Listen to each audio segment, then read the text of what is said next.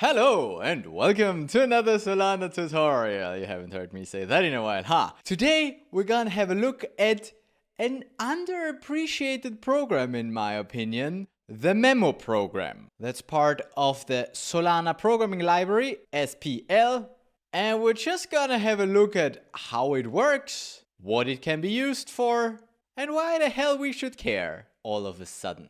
Give you a hint, it's because of Token 2022. Which has an extension that requires a memo, and so to understand that, you need to understand the Memo program. So, a deep dive into Memo program we do. Here we go. Memo program. Actually, before I click that, I actually haven't worked with the Memo program at all myself, and I claim that it's important. Yes, that's me. So here's how I imagine the Memo program. So far, I just gave you the name, but let's give you the idea of what it does. Basically, it stores a memo on-chain, and the on-chain is the same on-chain as CNFTs are on-chain. It's in the ledger, not in the state. Put it in the ledger. There are memo programs that put memos in the state. You can do that, but that's more expensive since it requires rent. But the memo program from SPL, I think, just puts it in the ledger. So all it does is log a message. So a memo is nothing else than a text message, right? And the Memo program will just log a text message. Now, what's the difference to just logging it with your program? Great question. First of all, if we have a specific program to do that, then we know when this program is invoked, then the log is an actual memo and not just a debug log or whatever it could be. And secondly, the Memo program also checks for signers. So not only can you put a memo, but the memo needs to be signed or can be signed by a number of signers, right? So if I send a memo, then the Memo program checks for my signature in the transaction, and only if my signature is present will it actually log the memo. That way it can be ensured that I actually said that, right? That I'm actually the author of the memo. Memoir. A memoir is something different. A memo is what we're talking about here. That's the high-level overview. It's literally a program that does some logging. So in a way, it's not too different from the no-op program, which we just use to store something on the ledger. And it's similar with the Memo program, just that the Memo program does have operations. It does check for stuff, checks for signers, checks that the message is actual text and stuff. So it does need a bit more compute than the no-op program. Also, if you put in a memo transaction, obviously you need to put the memo somewhere, so it also blows up your transaction. So those are like disadvantages of using the Memo program, but I hope that we will also see some advantages of using the Memo program today. So let's get started. Now, let's go there. Memo program. The Memo program is a simple program that validates a string of UTF-8 encoded characters and verifies that any accounts provided are signers of the transaction. As I said in the beginning, it does the two checks. Is the message valid? So is it text? Is it UTF-8 encoded bytes? You've never heard of encodings? Watch this video. We do a little bit of text encoding as well there. The program also logs the memo, so it writes it into the log, but that's actually the least important part of all of this, as well as any verified signer addresses. So writes the memo, writes the signers to transaction log. So anyone can easily observe memos and know they were approved by 0 or more addresses by inspecting the transaction log from a trusted provider. So if you have the Solana ledger that you got from a trusted RPC or whatever, then you can verify that that memo was actually signed by those signers. Otherwise, the Memo program wouldn't log it. That's basically it. That's all the motivation for the Memo program. It literally is supposed to do that and nothing else. We can check out the source code here.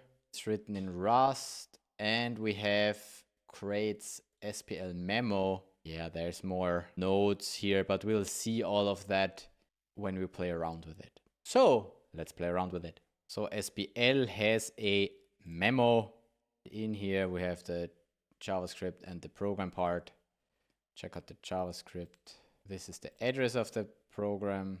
and it has a create memo instruction that takes the string and signers. I mean, I would manage to do that myself, but if Web3.js has such a nice wrapper function, then might as well do that. So it's just putting account matters. All of them are signers, none of them are writable, and the memo as UTF-8 directly. That's all the data for the memo program. So the memo program essentially just has one instruction, and that's the memo instruction. That's it. There are no other instructions. So we don't need any instruction discriminator or anything like that. Just the pure memo, and the signers are given in with the keys of the instruction. Okay. Well, simple enough. Let's do it. Let's do a new file and see if that's actually in Solana Web 3 or if it has a separate package. Nope, doesn't seem to be in here. Maybe there's a separate one. Apparently. At Solana SPL memo. Same as with SPL token. There is probably a memo, which I did not install. So npm I, let's do it. Then, there, after reload, it works. So there is the create memo instruction, and it's literally the only thing that's in there, right? Oh, the memo program ID is in there, and the create memo instruction. Cool. We're going to use both of those things. Also some stuff from Solana Web 3. Then we're going to build ourselves an async function that takes nothing and does the following thing, and then we call it, and we create ourselves a connection, and probably want a key pair of some sort to pay. So of course we're going to grind ourselves something. Let's see what happens if I do mem. So actually let's just do me. Because that's more clear. It's me. Meow. Meow cat. I like it. Meow. I know you would spell that differently, but I like meow. Anyway, 2 sol should be enough. Yes, I can request an airdrop. Nice. This is my key pair file. We're going to load that. And that's that. We have a connection. We have a key pair. What else do you need? Well, an instruction and then a transaction, and then you send it. Send it. So the instruction we get with the create memo instruction, which takes the memo and signers. So first, memo, ever, signed by me, of course. My public key, I'll call it me, such that we know what we're talking about. Me is gonna sign. I am gonna sign. Grammar. Then build a transaction, send it, and log the signature. And that basically, those few lines allow me to send a memo. Let's do it. Should have awaited this. Let's pretend this never happened so that it's still my first ever memo. I could just check my key pair. Okay, fine. So, definite. What do we see? We have paid for a transaction fee. Memo program V2 actually, so there seems to have been a V1. But this is V2. Okay, cool. Let's not bother finding out about V1 because it's probably deprecated and not important anymore. And then we can already see how the memo program does the logging. It lists all the signers, signed by, and then public key. And then it lists the memo and the memo length. So 16 characters, that's the memo. In double quotes, and that entire thing is part of the log, so that's why we get another double quotes here. Yeah, first memo ever is all the data. I mean, so far so good. That's how you properly use the memo program. Let's use it improperly to see what happens. First thing, how about we put in a pub key that is not a signer? Any random key pair, not a signer pub key. If we were to add that to the list of accounts to the memo instruction, but not provided as a signer, then the transaction won't go through because memo program will be like signature verification failed. So not even the memo program yet. We don't even send it out because this will add it with a signer true flag. And then if we don't sign with that, then can we do some manual BS here? If I say is signer is false, because I can, because I want to see what the memo program does, not what my send and confirm transaction does. There we go. That's what the Memo program then actually says when it's invoked, but with an account that is not actually a signer, then it logs, yes, this first one was a signer, but then failed missing required signature for instruction. Because the other key did not sign, even though I put it in the list of accounts, the Memo program will not allow that, and it will error. Error processing instruction 0, missing required signature for instruction. Cool. So that's the one thing. It does check the signatures for all of the accounts here. But I could also have no accounts, right? That would also work. I can do a memo where nobody signed for it. That would look like this. So it's just a memo, but no signers. Pretty simple. Somebody said that.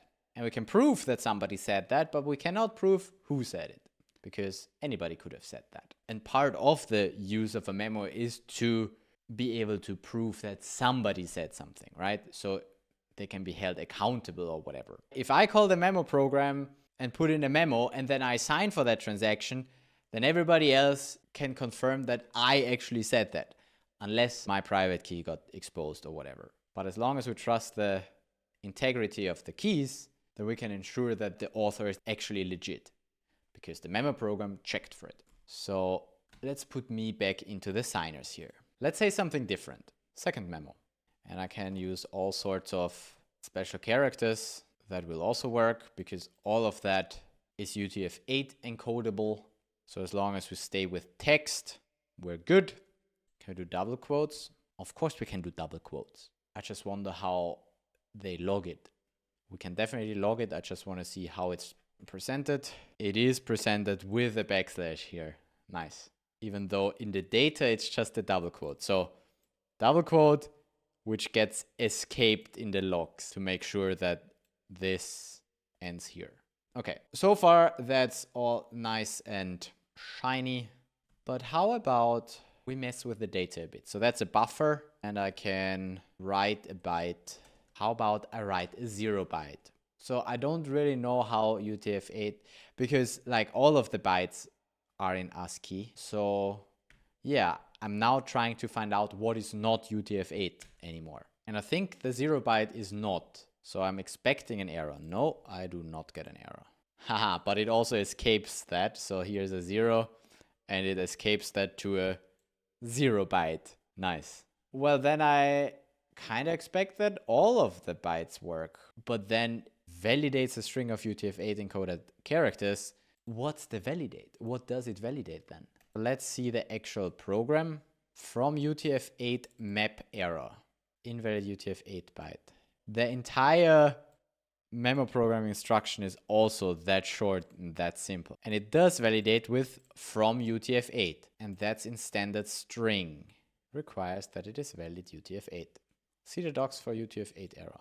And we would need to learn a bit more about UTF-8 to understand that, right? And this is a deep dive, so deep dive we do.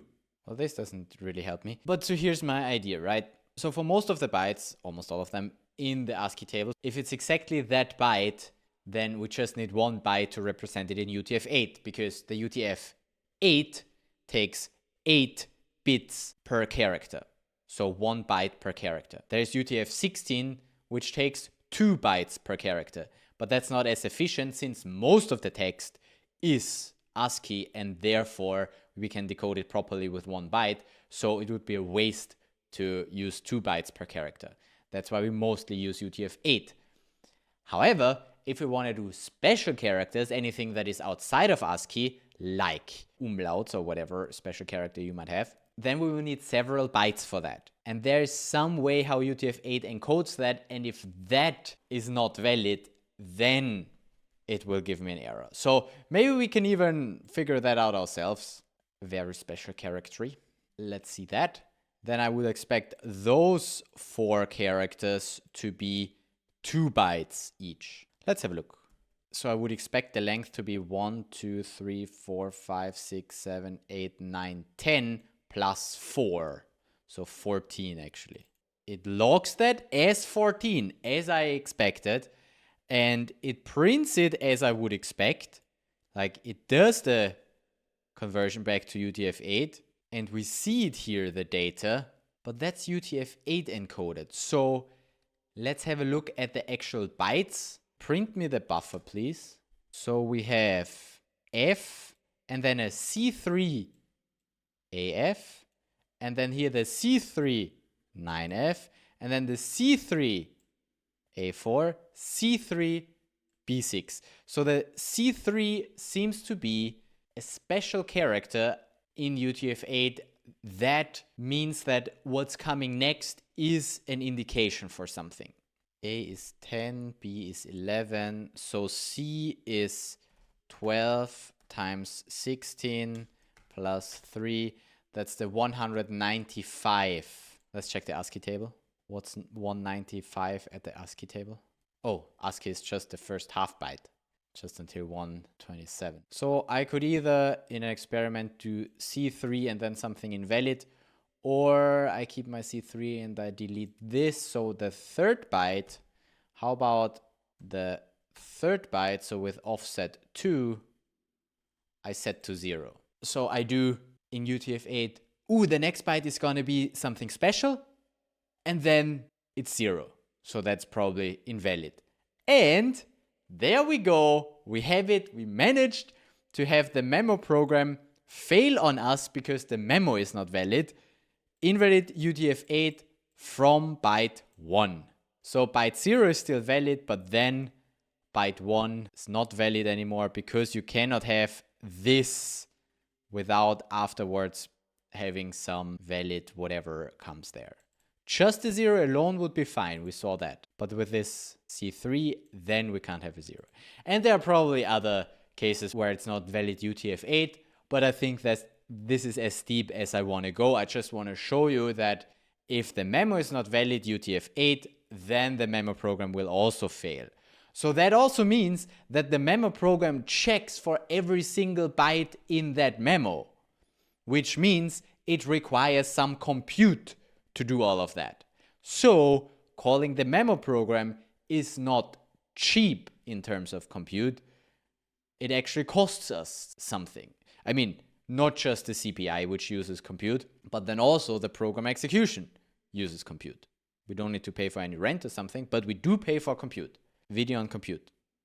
I mean, not ridiculously high amounts of compute, but not nothing. Also, I failed at the second byte, so if I remove that again and I log my 14 characters, how much compute does that take? Yeah, 19K as well. So with this short message and just one signer, it's about 1/10 of the default compute unit. So with 10 memos, you wouldn't do 10 memos in one transaction. But your program or whatever else you do in the same transaction has 1/10 less compute available. Unless you request more, of course, Point is, it's not cheap or it's not free. It's relatively cheap still, depending on what you do, but it's not free. But nothing in life is free. Nothing. So we checked for memo. We checked for signers. Let's actually have a look at how many signers we can add before we blow up that transaction. Not the compute, but the transaction. And we will just log 2 bytes and a bunch of keys. If you don't know what that does, it essentially just takes all of the pub keys of those key pairs and puts them in that array. It's just a fun way to write TypeScript. And then here we just flatten all the signers. So we're going to sign a bunch. We're going to sign with 10 plus 1 signers now. Let's see. And that went through. So all of my 10 signers signed. There we go. And we got the memo with length 2. Nice. So not only are we going to reach transaction size limits soon, we will also reach compute limits soon, because I'm at 150. With all of those sick verifies, that's quite some work that my program needs to do. So yeah, you think we're going to run out of compute before we run out of transaction space? Let's see. Let's do 15. Nope, transaction already too large now. Because we don't only need to put in the public keys. A public key is 32 bytes, so that's not too big yet. But we also need to put in the signatures into that transaction. And the signature is 64 bytes, I think. If we lock the transaction, there, now we see it. For each pub key, we also need to provide the signature, which, what is that? Looks like 64, right?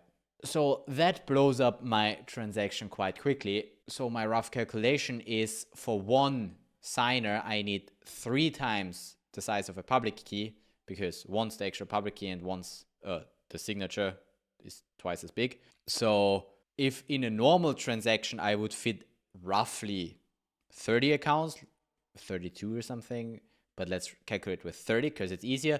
So the max I can put in there is 30 divided by 3, 10. So I already went pretty much to the limit there. Let's try if 11 still works. So 12 in total now. No, even at 12 signers, it's already too big by a few bytes. And I can't even make my memo any smaller. Or even if I made it that 2 bytes smaller, it would still be too big. So yeah, 11 signers is the maximum I can do. And I also read something about that here, no? An unsigned instruction can support single byte UTF-8 of up to 566 bytes. An instruction with a simple memo of 32 bytes, that's what we have, or a few, can support up to 12 signers.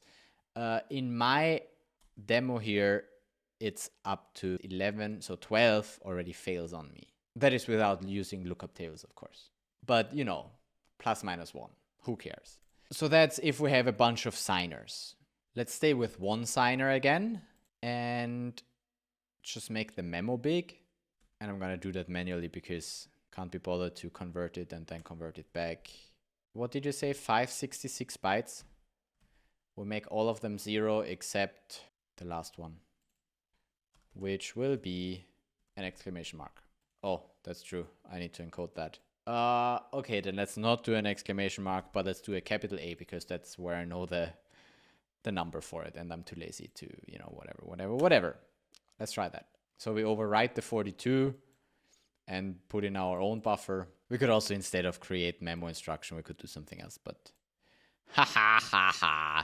then we're out of compute because we need to check so many bytes in UTF-8 that at 566 bytes to check, we run out of compute. So I would need to have it unsigned, so I'm gonna remove all of them. Still run out of compute because I still need to provide that signature and it still SIG verifies that one. So yeah, that doesn't really help, does it? 555, 520, also not.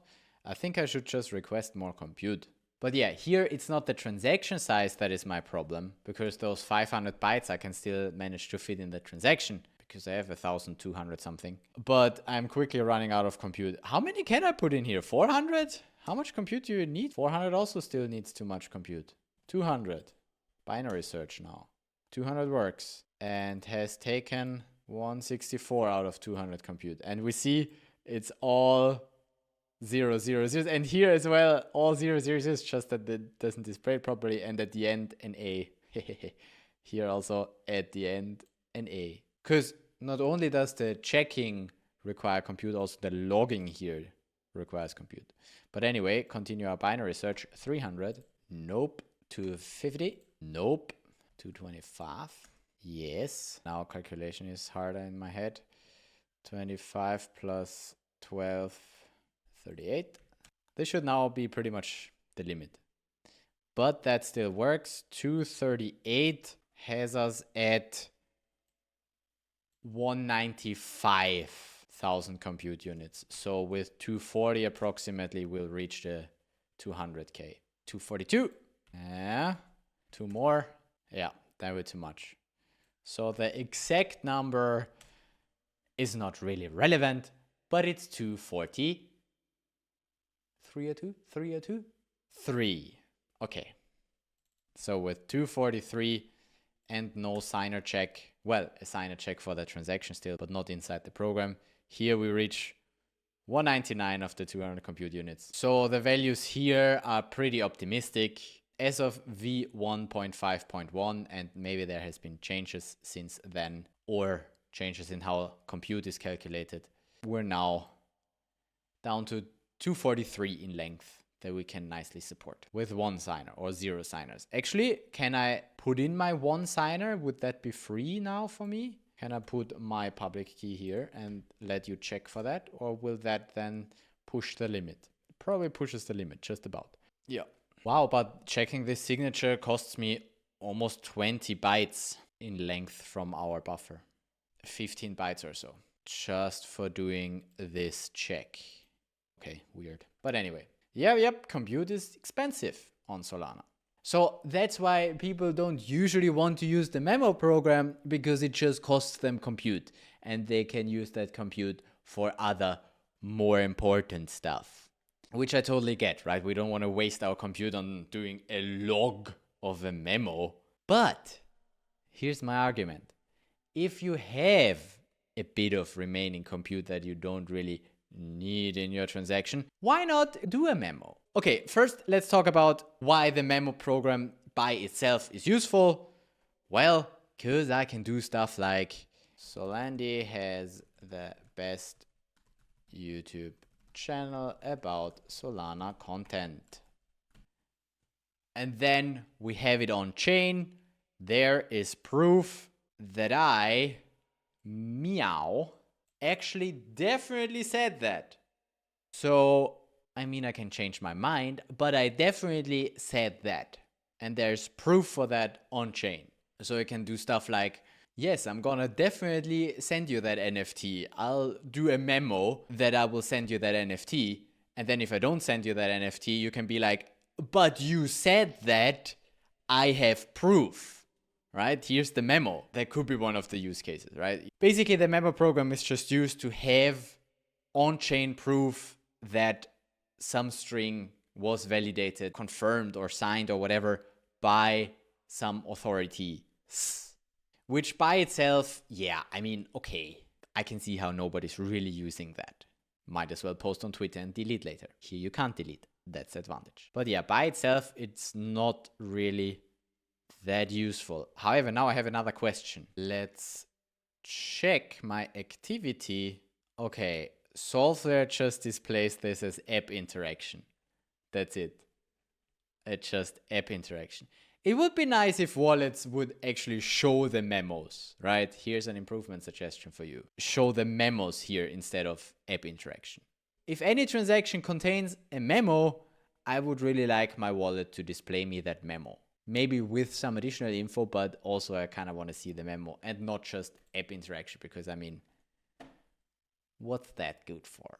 Phantom, testnet transaction history not available. God damn it, that's even worse than showing me app interactions. Here, have 2 cents. Just so I can send one memo on mainnet. Voila. Send the memo on mainnet this time. How does that look, Phantom? Also just unknown app interaction. No wonder that nobody's using memos if wallets also don't display it. So kind of sounds like a chicken and an egg problem again, huh? Nobody uses it because wallets don't have it integrated. Wallets don't integrate it because nobody's using it. So, but anyway, okay, fine. Then maybe it is not so underappreciated. Maybe it's really just a useless program and I'm just making a useless video for you to watch. So should I get view time? No, we do learn something. We want to understand that Memo program because where is our favorite program? Token 2022 has an extension. Require memo on transfer. Traditional banking systems typically require memo that accompanies all transfers. Token 2022 contains an extension to satisfy this requirement. The program then enforces all incoming transactions must have accompanying memo instruction right before the transfer. So as we saw in another video where we looked through the instruction sysware, it's probably checking the instruction, the current index -1 must be a memo. So a call to the Memo program. This also works in CPI contexts as long as the CPI is performing the log memo before invoking. The CLI also supports that. So let's have a look at that with token 2022. We just create a new token and then we enable required transfer memos for this token. Invalid account data. Wait, what? The account owner may always choose to flip required memo on and off. Oh, on the account. Okay. See, we're learning something about token 2022. So first we SBR token create account for this token. That's the account. And then for the account, I can specify to require transfer memos. So it's nothing that I do on the token mint level. It's on the account. And therefore, I also don't need to specify anything up front when I create the token. But any token account can require memos. Cool. So I enabled that for this account now. So whenever I want to send to this account, I require a memo. To be able to transfer tokens, we need some.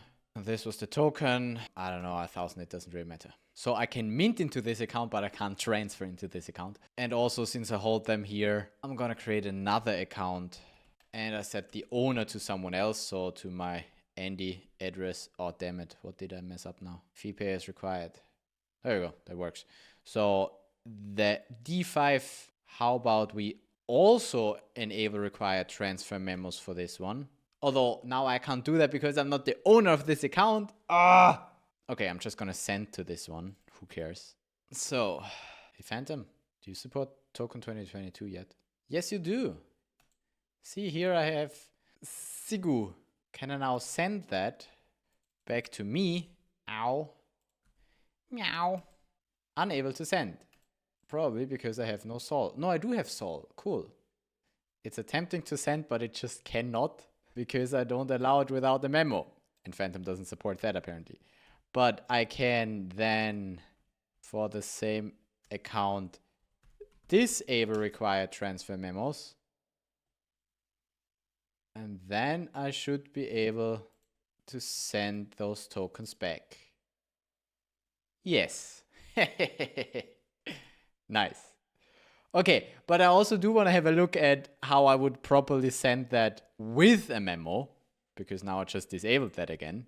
And I'm going to get myself a new account for that. Create account for this token and this owner. So the account is the BD4. So I'm just going to token transfer this token 77 to this account. There we go. Very nice. And now I enable required transfer memos again and switch key pair to that other guy. Oh shit, I don't have sol here. To me 0.01. I don't need more, but with the me key pair. No. Can I suggest that if I'm on DevNet, I don't need to check for allow unfunded recipient? This is so annoying every time I need to type the entire thing out. This thing has cost me several minutes of my life already, and so far hasn't really saved me much sol because I mean DevNet sol, come on. And who transfers large amounts of mainnet sol with CLI anyway? Okay, so now can I token transfer token 7 of them, for instance, to me? No, error, recipient expects a transfer memo, but none was provided. Provide a memo using with memo. Okay, well that's simple enough. With memo. And then probably the memo. There you go.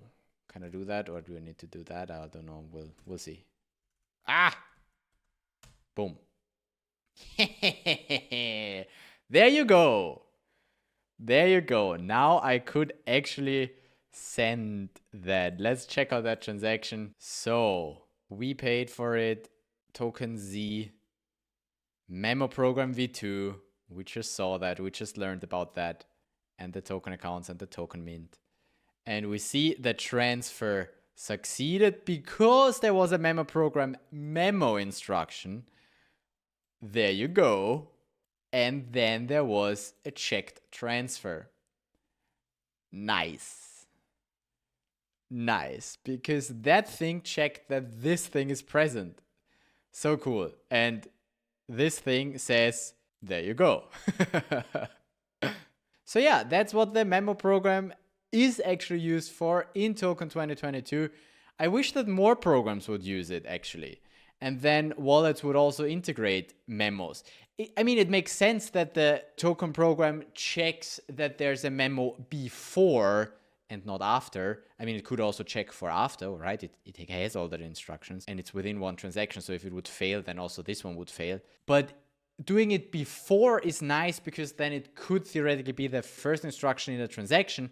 And then it's more likely for the wallets to pick up the memo and display that. But actually also we also want it to pick up on the transfer. So really, I don't know. I guess wallets just could do a bit better job in parsing those. It also just shows it as a sent tokens, but not that we included a memo, even though we did. There you go. Okay, I think I want to stop here. See, here's the thing. I was hoping that wallets would display it nicely if I include a memo into my transaction, and then I would have suggested for you to also put more memos into your transactions. I mean, not only in the transactions that you build, because that takes away from the transaction size, and the transaction size is already a pretty limiting factor for Solana devs.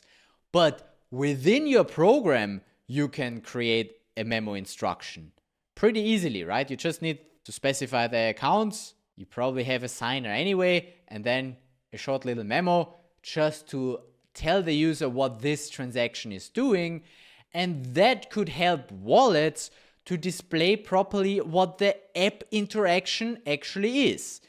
If we would all do memos to show what that interaction actually does, like a Jupiter swap or whatever, right? You can put anything in the memo. That could at least help wallets to display properly what is actually happening there, which ultimately leads to better user experience. So I would be a fan if we would all, include memo instructions in our programs. Just CPI to the memo program. However, I do see that just costs us additional compute or blows up the transaction size.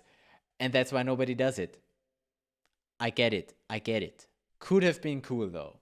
And at least we know about this now. Maybe you want to do this and maybe it catches on. And then maybe the wallets actually implement that properly. Because, no, wallets, you can do that right away. Here's a suggestion. If an instruction contains a memo, whether that being directly called or in the CPI, display that memo. Just display it. Just show it to me. Because that's usually what I would be interested in. Because if somebody sends me tokens with a memo, then I don't want to just see how many tokens I received. I, of course, also want to see the memo. Otherwise, I wouldn't have enabled this feature, right? That's my little suggestion for you, dear wallets. And for everybody else, go play with the memo program if you want to. If you're like, nah, Andy, I don't want that. Okay, fine. Okay, fine. But at least we learned something about it now. At least we know how we could potentially, if we ever need to, call the memo program. Because if somebody else defines on their token account, you can only transfer tokens there if there is a memo, then at least you now know what you got to do. Call the memo program. What you gotta do? Memo instruction. Yes. All right. Under 2 hours of recording time, which means under an hour of actual video. Nice. Finally, a shorter one. If you want longer ones, here's one. Check them out. And also subscribe and like and follow me on Twitter, match me on Tinder, and send me memos. Actually, that's not how this works. But send me tokens with memos. Wouldn't that be nice? You send somebody an NFT and then you're like, thank you so much for all your support. Something sweet like that. You can use the memo program for that. Or, payback. Or when you drain someone, should have used the burner wallet. Not like I would ever do that, right? But there is good content coming up because we saw it in a memo. Solandy creates the best Solana content on YouTube. And he's not biased at all. Not at all. Not even a little bit.